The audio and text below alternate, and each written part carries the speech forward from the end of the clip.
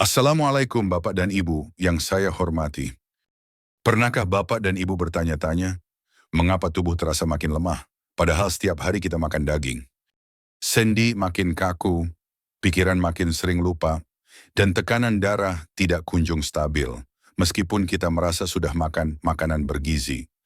Banyak orang mengira ini semua karena usia, tapi kenyataannya bisa jadi bukan karena umur, melainkan karena jenis daging yang salah yang selama ini kita konsumsi tanpa sadar. Ya, Daxorluxing itu menyehatkan. Ada daging yang memberi kekuatan, menjaga jantung dan otak tetap tajam. Tapi ada juga daging yang diam-diam mempercepat penuaan, merusak ginjal, dan membuat tubuh pelan-pelan kehilangan tenaga. Dan yang paling mengejutkan, beberapa daging yang paling berbahaya justru sering kita sajikan di rumah untuk sarapan, makan siang, atau makan malam bersama keluarga. Dalam cerita kali ini, saya Dr. Udi akan membagikan 5 jenis daging yang wajib dikonsumsi oleh orang usia 60 tahun ke atas dan 5 jenis daging yang wajib dihindari karena efeknya bisa sangat berat, meski tidak terasa langsung. Cerita ini bukan tentang melarang makan enak, tapi tentang memilih dengan bijak. Karena di usia ini, setiap suapan bukan hanya soal rasa, tapi soal menjaga kualitas hidup yang tersisa. Mari kita mulai, karena bisa jadi, apa yang Bapak dan Ibu dengar hari ini akan menentukan seberapa kuat tubuh Bapak Ibu esok hari. Salmon liar, sahabat otak dan jantung, versus bacon yang diam-diam merusak tubuh. Assalamualaikum Bapak dan Ibu. Pernahkah Bapak dan Ibu merasa sudah makan daging setiap hari, tapi tubuh tetap lemas, kaki terasa berat saat berdiri, sendi makin kaku, dan pikiran jadi sering lupa? Banyak orang menganggap itu biasa karena usia, padahal bisa jadi bukan karena umur tapi karena jenis daging yang kita pilih. Ada daging yang memperkuat tubuh, tapi ada juga yang diam-diam merusak dari dalam. Daging yang baik ikan salmon liar. Salmon liar adalah ikan yang hidup bebas di laut, bukan yang diternakkan di kolam. Warnanya cerah, dagingnya lembut, dan yang paling penting kaya omega-3 DHA dan EPA yang sangat dibutuhkan oleh orang tua. Manfaatnya, menjaga daya ingat tetap tajam, menurunkan tekanan darah tinggi, mencegah penyumbatan pembuluh darah, mengurangi nyeri sendi dan peradangan di otak. Saya pernah merawat seorang bapak usia 72 tahun. Beliau sering lupa nama cucunya, sering melamun, dan tidurnya tidak nyenyak. Setelah saya sarankan makan salmon liar 2 kali seminggu, dipanggang ringan atau direbus hanya dalam waktu 2 bulan, beliau mulai merasa lebih segar, bisa tidur lebih nyenyak, dan lebih fokus saat membaca Al-Quran. Selain sehat, salmon liar juga tidak mengandung lemak jenuh berbahaya seperti daging olahan, tidak membuat kolesterol naik, dan sangat mudah dicerna oleh lambung lansia. Daging yang harus dihindari bacon, atau daging asap iris tipis bacon, memang terasa gurih dan harum saat digoreng. Tapi tahukah Bapak dan Ibu di balik aroma itu, tersembunyi bahaya besar? Bacon dan daging asap mengandung nitrit dan nitrat bahan pengawet yang bisa berubah menjadi zat pemicu kanker di dalam tubuh. Bahkan WHO sudah menyatakan bacon sebagai zat sekelas rokok dalam hal bahayanya bagi kesehatan. Kalau digoreng kering atau dibakar, bacon bisa menghasilkan senyawa berbahaya yang mempercepat kerusakan sendi, pengerasan pembuluh darah, pikun dan lupa, gangguan jantung dan ginjal. Masalahnya, semua kerusakan ini tidak terasa langsung, tapi lama-lama gula darah naik, jalan makin susah, just tanam. Hasil cek darah menunjukkan kolesterol dan ginjal bermasalah. Saya pernah menangani seorang pasien lansia yang suka makan bacon goreng setiap minggu. Katanya sekadar nostalgia sarapan zaman muda, tapi tubuh tidak bisa lagi seperti dulu. Potongan kecil bacon itu, perlahan-lahan, mencuri kekuatannya tanpa terasa. Kesimpulan, Serni Bernangaran, jika Bapak dan Ibu ingin menjaga daya ingat, memperkuat jantung, dan melindungi sendi, maka pilihlah salmon liar yang sehat dan ringan untuk tubuh. Dan hindarilah bacon dan daging asap tipis, meskipun cuma sedikit, karena efeknya bisa besar dan sering datang tanpa tanda. Ingat di usia 60 ke atas, Setiap suapan bukan hanya soal rasa, tapi soal umur dan kekuatan yang tersisa. Ayam kampung yang menguatkan otot versus sosis praktis yang melemahkan tubuh. Assalamualaikum Bapak dan Ibu. Di usia lanjut, tubuh kita tidak lagi sekuat dulu. Banyak orang mengeluh. Bangun dari duduk terasa berat.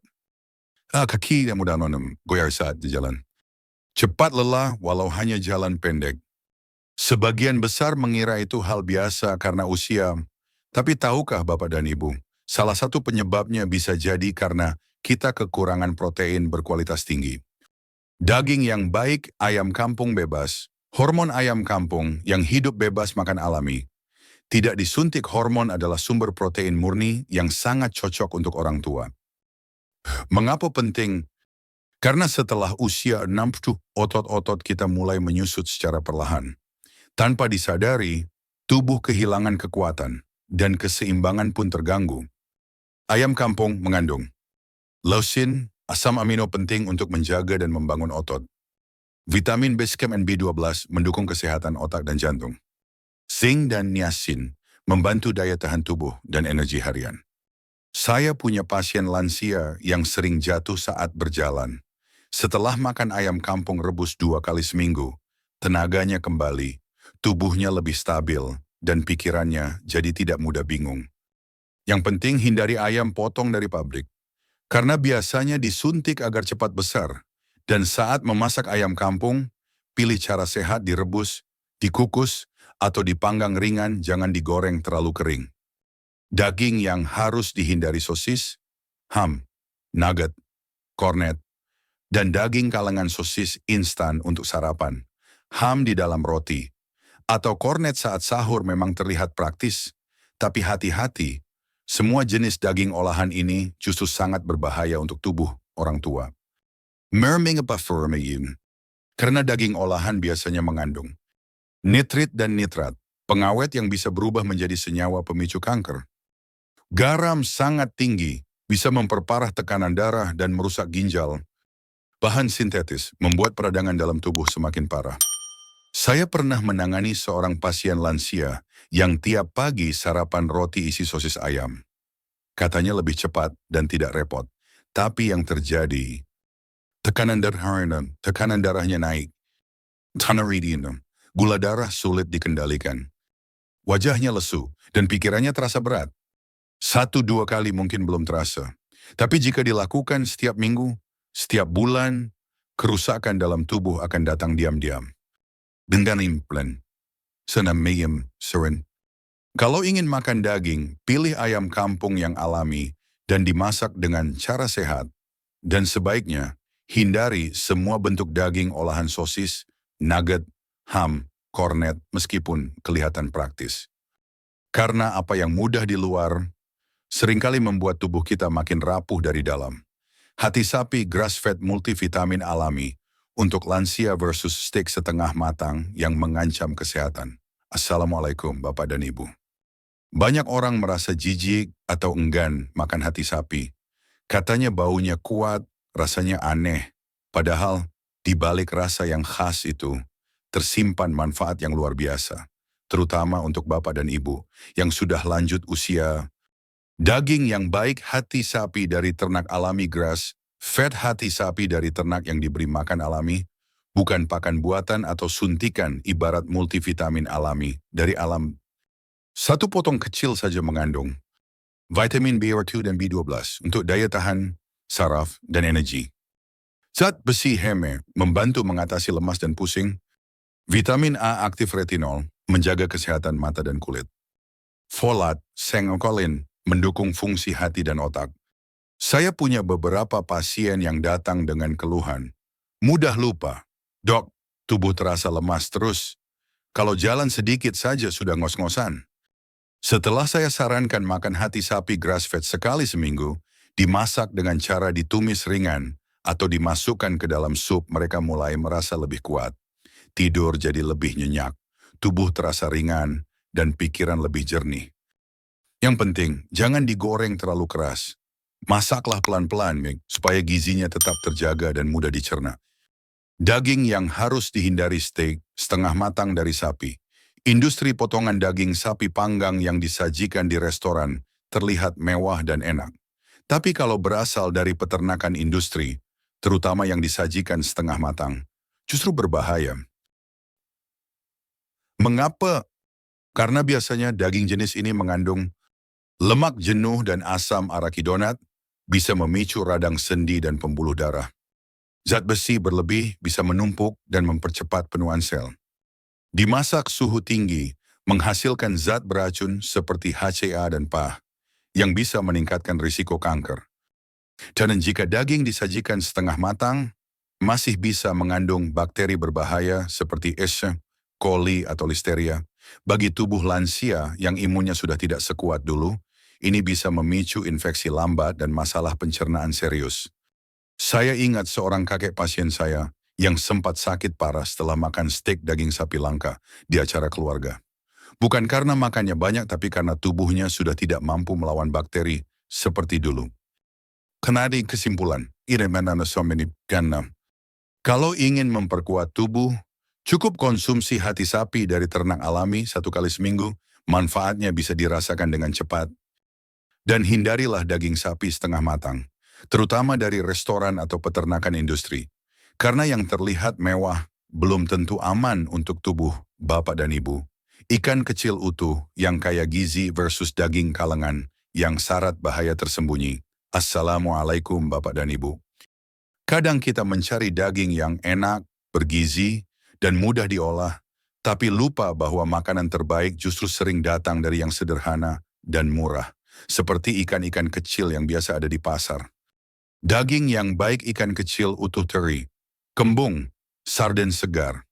Ikan kecil seperti teri dan kembung sering dianggap biasa saja, padahal sangat kaya gizi dan cocok untuk tubuh orang tua. Many person dimakan utuh dengan tulangnya, kaya kalsium alami untuk tulang. Mengandung omega 3, baik untuk jantung dan pikiran. Mudah dicerna, aman untuk lansia yang punya masalah lambung atau gigi. Saya sering menyarankan bapak dan ibu lansia untuk memasak ikan kecil dengan cara sederhana. Tumis teri basah dengan sayur, pepes ikan kembung, kukus sarden segar dengan bawang dan tomat. Tidak mahal, tidak rumit, tapi manfaatnya besar. Pasien saya yang sebelumnya malas makan daging karena perut kembung atau gigi sakit, bisa menikmati ikan kecil ini dan tubuh mereka jadi lebih segar. Daging yang harus dihindari. Daging dan ikan kalengan. Banyak orang mengira sarden kalengan itu sehat karena ikan, tapi perlu hati-hati. Di dalam kaleng terkandung garam sangat tinggi. 1 kaleng kecil bisa mengandung 7 saccharose uracil, 5 sodium, pengawet, pewarna, dan gula tersembunyi. Logam berat dari kaleng, apalagi jika kaleng penyok atau dipanaskan ulang. Saya punya pasien yang tiap pagi sarapan kornet kalengan. Katanya praktis dan hemat waktu. Tapi tiap bulan tekanan darahnya makin naik dan ginjalnya mulai melemah. Setelah kami hentikan konsumsi daging kalengan, kesehatannya perlahan membaik hanya dalam 2 minggu. Ingat, makanan kaleng memang terlihat mudah, tapi seringkali menjadi beban besar bagi ginjal dan hati yang sudah tidak muda lagi. Kesimpulan, pilihlah ikan kecil segar yang dimasak sederhana, ringan untuk perut, kaya gizi, dan sangat cocok untuk menjaga tulang, jantung, dan daya tahan tubuh. Dan hindarilah semua jenis daging kalengan, meskipun katanya ikan sehat.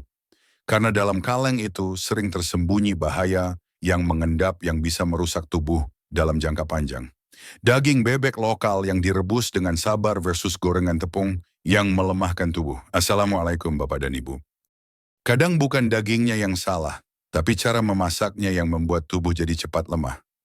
Di banyak rumah, ayam goreng tepung atau bebek crispy jadi favorit keluarga. Renyah, gurih, dan bikin nafsu makan. Tapi untuk orang tua, gorengan seperti ini bisa menjadi beban besar bagi tubuh. Daging yang baik bebek lokal yang direbus atau dikukus. Bebek lokal yang hidup alami dan tidak dipaksa cepat besar bisa jadi sumber kekuatan yang luar biasa jika dimasak dengan benar. Manfaatnya. Zat besi dan vitamin B12 membantu mengatasi lemas, pusing, dan mudah lupa, Lemak sehat alami, bantu pelumasan sendi dan kekuatan otot. Tekstur lembut, mudah dikunyah dan aman untuk lambung lansia. Saya punya pasien di pedesaan yang rutin makan bebek rebus seminggu sekali.